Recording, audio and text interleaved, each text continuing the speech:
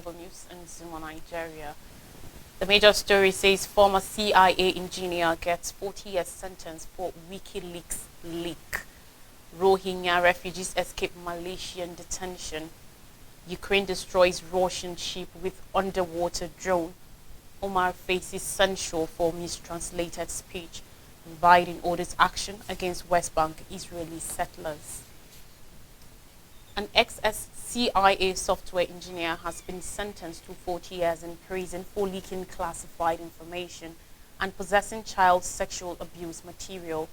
In 2022, Joshua Schultz, 35, was found guilty of 4 counts each of espionage and computer hacking and 1 count of lying to FBI agents after handing over confidential materials to whistleblowing organizations WikiLeaks.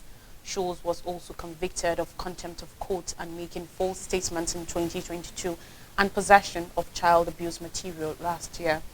On Thursday, the majority of the sentence announced was enforced over the so-called Vault 7 leak, which exposed embarrassing details of the CIA spying overseas.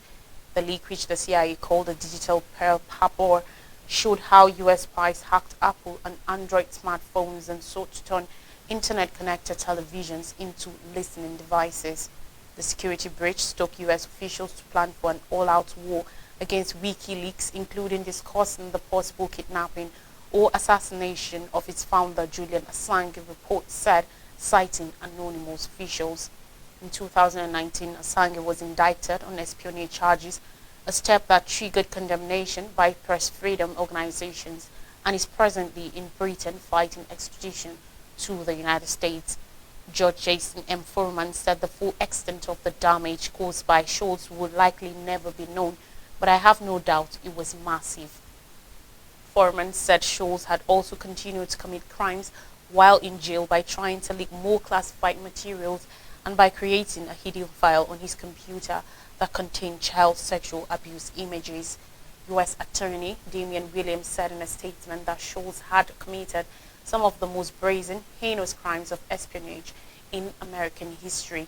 He caused untold damage to our national security in his quest for revenge against the CIA for its response to Schultz's security breaches were employed there, according to Williams. Addressing the court ahead of his sentencing, Schultz complained about harsh conditions he had endured in detention, including being denied hot water and being subjected to constant noise and artificial light. Schultz also said it was unfair for prosecutors to seek a life sentence as they had previously offered a plea deal that would have seen him sentenced to 10 years in prison. Malaysia is looking for dozens of Rohingya refugees and other people from Myanmar after they escaped from a provisional immigration detention center in the country's north. The Immigration Department said in a statement, 1 man was killed after 131 men escaped from the Bido facility in the northern states of Perak on Thursday night. Perak police said the man had been hit by a car when he tried to cross the main north-south highway and that the men fled following a riot at the camp. Some 115 of the men were Rohingya and the remaining 16 of other Myanmar ethnicities. Roslyn Josu, Immigration Department Director General, said 375 police, soldiers and reservists volunteers had been deployed to look for them. Malaysia is a popular destination for the mostly Muslim ethnic Rohingya, hundreds of thousands of whom fled Myanmar for neighboring Bangladesh in 2017 after a brutal military crackdown that is now the subject of a genocide investigation at the International Court of Justice, ICJ. The United Nations Refugee Agency, UNHCR, said last month many have sought to escape the grim conditions in Myanmar and the Bangladesh refugee camps by making dangerous journeys by boat to Southeast Asia. Some 569 died or went missing at sea last year. People from Myanmar made up 88% of the 185,300 people registered with the UNHCR as refugees and asylum seekers in Malaysia at the end of 2023. Some 107,670 of those registered with the agency are Rohingya who were stripped of their citizenship by a military government in the 1980s. Other people from Myanmar have sought sanctuary in Malaysia amidst a deepening civil war since the military seized power from the elected government of Aung San Suu Kyi 3 years ago. Malaysia has no system to process applications for asylum, and refugees are considered undocumented migrants. Most live a precarious existence at risk of arrest and as illegal migrants or exploitation in low-paid jobs that Malaysians do not want. The Immigration Department has accelerated a crackdown on undocumented migrants in recent months, reporting regular raids, but the UNHCR has not been allowed to visit immigration detention centers to verify the status of refugees for a number of years. In April 2022, over 500 Rohingya refugees, including children, fled a temporary detention center in Penang State, and 6 were killed trying to cross the highway. That incident was also blamed on a riot. Moving now to Russia-Ukraine war, Ukraine has said it used a sea drone to attack and destroy a Russian warship in the Black Sea near the Russian-annexed Crimea Peninsula. On Thursday, the military intelligence agency known by its Ukrainian acronym GUR published a video that it said depicted a naval drone attack on the missile-armed corvette in Varnovets the night before. The grainy footage, accompanied by a dramatic soundtrack, showed a number of explosions, and the ship eventually listed to one side. It ended with the vessel sinking stern first into the sea. The GUR said the attack had been carried out by its Group 13 unit and took place while the Ivanovets was on patrol on Lake Dunalzlov in western Crimea. The lake was connected to the Black Sea by a channel in 1961. There was no formal response from Russia, whose Black Sea fleet has come under attack by Ukraine before, but most notably with the sinking of the flagship Moskva in April 2022. On that occasion, Moscow eventually acknowledged the loss of the ship and said the Moskva sank as it was being towed to port after a detonation of ammunition caused a fire. Ukraine said it has sunk the Soviet-era ship with a cruise missile, and the United States backed up this claim. It was not possible to verify the sinking of the Ivanovets, but Russian military bloggers reported the area had come under attack from naval drones during the night and that the Ivanovets had been hit. This information has become a major feature of the war, which marks its second anniversary on February 24th, and it was not possible to independently verify the footage or claims. The private security firm Ambrey said Ukraine has used up to 6 sea drones, each of which usually carry 300 kilograms, 660 pounds of explosives in the attack. On Thursday, Russia said it had destroyed 20 Ukrainian missiles over the area. In the United States, a latest Republican firestorm has ignited around United States Congress member Ilhan Omar, this time over alleged statements she made during a speech to Somali Americans. According to 2 independent analyses of the speech, the only problem is that the words that triggered the uproar appeared to be mistranslated. Omar is accused of saying in Somali that she will put foreign interests before those of the United States, but multiple news outlets have since debunked the accusations, pointing to major flaws in a viral translation of her speech. However, that did not stop Firebrand Representative Marjorie Taylor Greene from seizing on the speech. On Thursday, she introduced a resolution in the House of Representatives to censure Omar, who is the first Somali American and first former African refugee to serve in the U.S. Congress. Greene accused Omar of serving as a foreign agent for a foreign country. In an apparently intentional gaffe, she referred to Omar as the representative from Minnesota. Her resolution comes one day after House Majority Whip Tom Emmer demanded an ethics investigation on Omar. Florida Governor and former Republican presidential candidate Ron DeSantis also called for Omar to be deported. Omar, for her part, instantly refuted the attacks, saying they were only the latest attempt by Republicans to weaponize her ethnicity and religion. In a statement, she called the attacks not only completely false, they are rooted in xenophobia and Islamophobia. This is manufactured controversy based on an inaccurate translation taken entirely out of context, she said. Critics also see the controversy as the Republican Party's latest attempt to attack a group of progressive Democrats known as the Squad. Omar was removed from the House Foreign Affairs Committee in a vote divided along party lines in February 2023 amidst accusations that she had voiced anti-Semitic and anti-Israel rhetoric. At the time, Omar said she was being targeted because of her identity as an African Muslim woman. In November, the House also voted to censure Representative Rashida Tlaib for comments critical of Israel.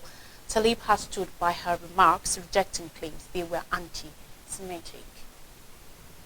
Still in the United States, a U.S. official and source familiar with the report said, according to report, that President Joe Biden issued an executive order aiming violent Israeli settlers in the West Bank, whom he has said have undermined stability in the area.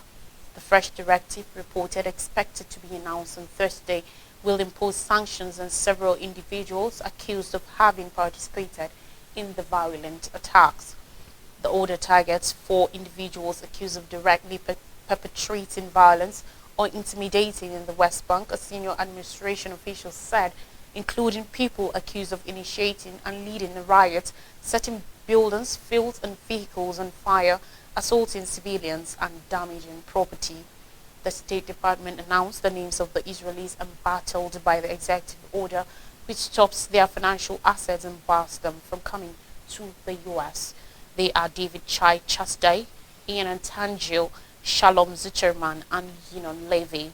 The White House notified the Israeli government of their plans ahead of the order, and officials said they had gathered proof. They said offered evidence of the individual's role in the West Bank violence that will withstand judicial review, including information from public reporting. According to the State Department, Chasdai initiated and led a riot which involved setting vehicles and buildings on fire, assaulting Palestinian civilians and causing damage to property in Huwara, which resulted in the death of a Palestinian civilian. According to a State Department fact sheet, Tangil was involved in assaulting Palestinian farmers and Israeli activists by attacking them with stones and clubs, resulting in injuries that required medical treatment. Zitterman, according to video evidence, assaulted Israeli activists and their vehicles in the West Bank, blocking them on the street, and attempted to break the windows of passing vehicles with activists inside. He cornered 2 activists, injuring both of them, according to the State Department, while Levy led a group of settlers who engaged in actions creating an atmosphere of fear in the West Bank, according to the fact sheet. It's not clear when each of these acts occurred. The U.S. has no plans to target Israeli government officials for sanctions, National Security Council spokesman John Kirby said on Thursday. Biden has condemned these acts of violence in the past, and the issue is one that the president has personally discussed in recent months with Israeli Prime Minister Benjamin Netanyahu. In a statement on Thursday, Netanyahu's office said the sanctions were unnecessary.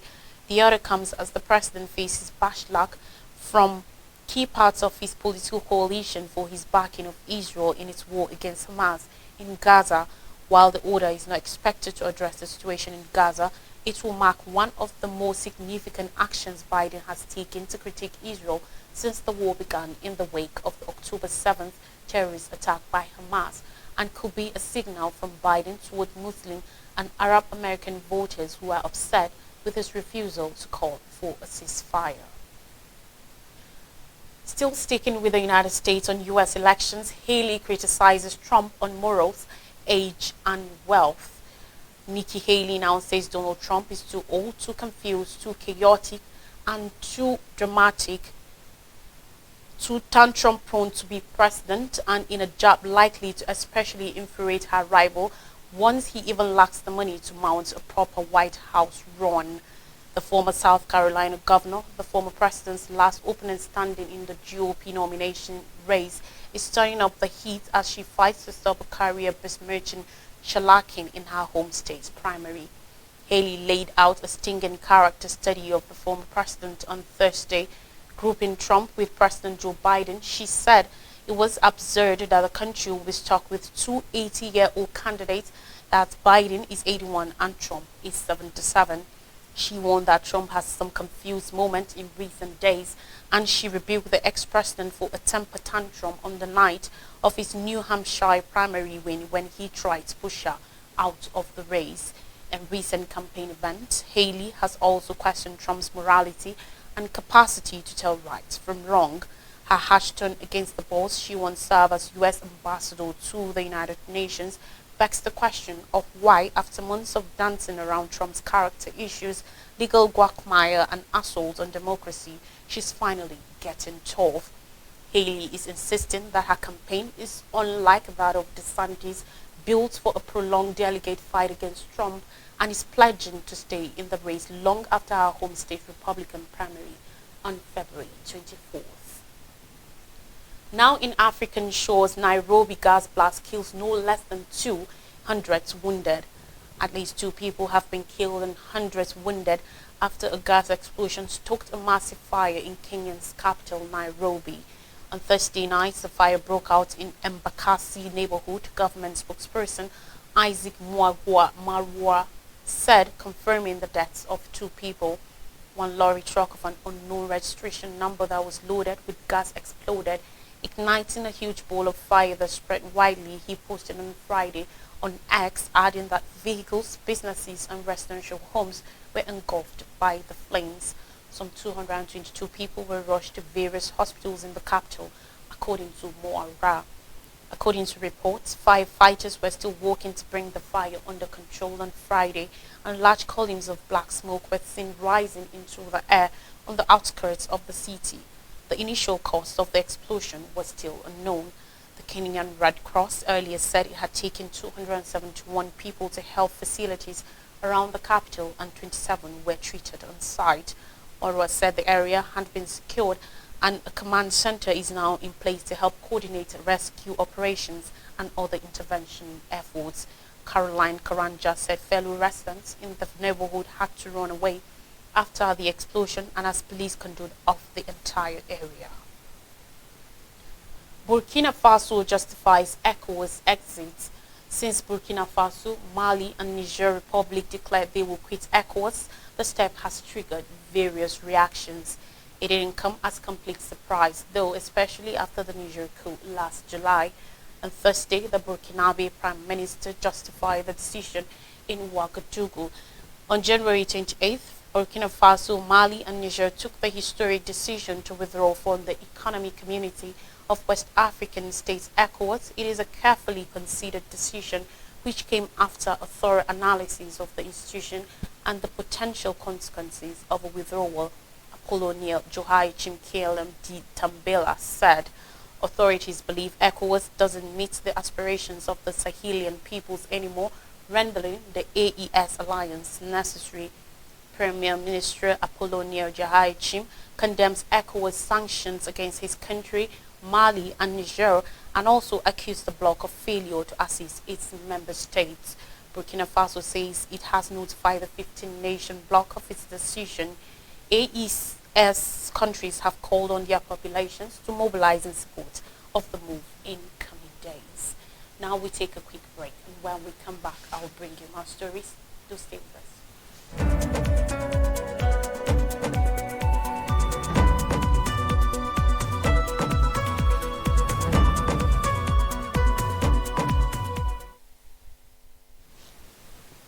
You're welcome back. Stories from Nigeria now on elections, rerun elections. IGP limits movement, voter apathy looms as Nigerians across various constituencies in the 26 states move to the polls tomorrow for the scheduled rerun and by-elections. Voter fatigue and apathy, lukewarm mobilization by political parties, absence of awareness and sensitization by civil society organizations, CSOs, and election observers mirror the exercise.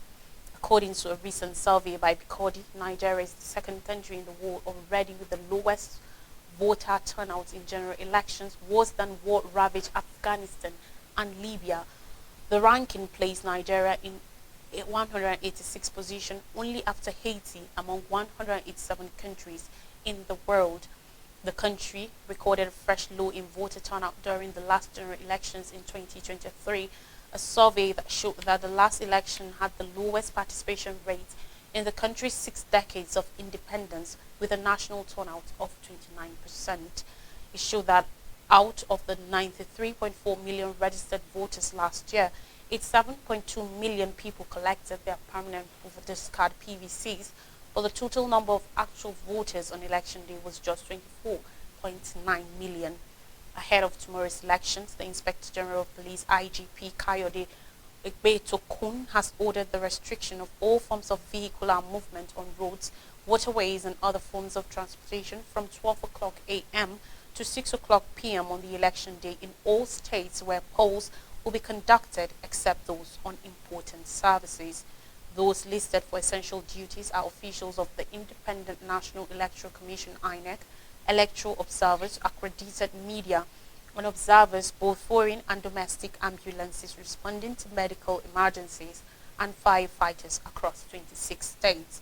The affected states include Ebonyi, Yobe, Kebbi, Lagos, Ondo, Taraba, Benue, Borno, Kaduna, Plateau, Akwa Ibom, Anambra, Cross River, Delta, Enugu, Jigawa, Katsina, Adamawa, Bauchi, Bayelsa, Kano, Nasarawa, Niger, Oyo, Sokoto, and Zamfara states.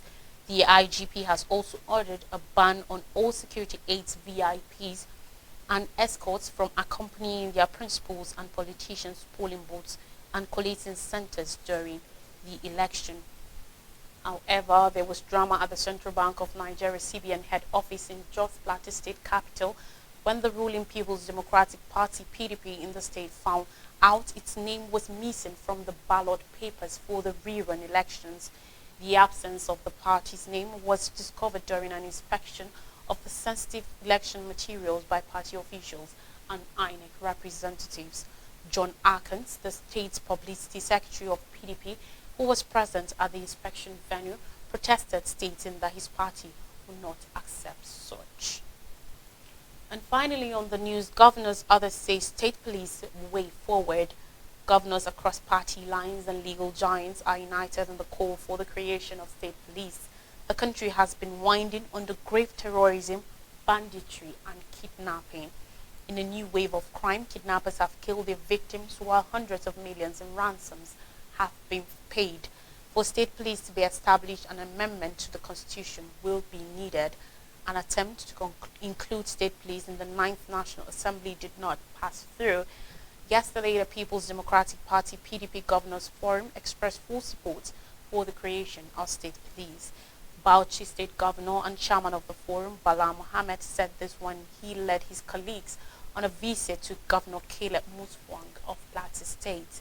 Mohammed, who criticized the increasing security challenges across the country, said state police will balance the efforts of the conventional security agencies. According to him, state police will provide an opportunity for governors to handle the security situation in their respective states with ease. Now, the chief, Wole Olanipo's son, former Body of Benches chairman, believes the current centralized policing structure is negating to federalism.